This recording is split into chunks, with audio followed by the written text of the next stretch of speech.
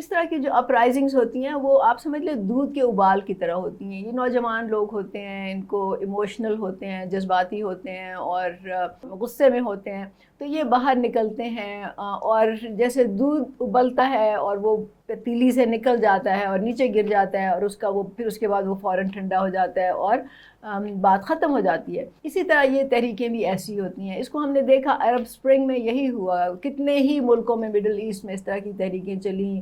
انہوں نے ڈکٹیٹرز کو بھی ڈپوز کیا، انہوں نے سلطان جو ان کے بادشاہ تھے ان کو بھی تخت چھوڑنے پر مجبور کیا. لیکن کیا ان ملکوں کی حالت بہتر ہوئی؟ نہیں ہوئی نا، کیونکہ وہاں پہ نظام نہیں بدلا. نظام کا اصل جو بنیادی مطلب ہوتا ہے وہ معاشی نظام ہوتا ہے، کیونکہ معیشت کے اوپر آپ کا باقی سارا ڈھانچہ جو ہے وہ استوار ہوتا ہے.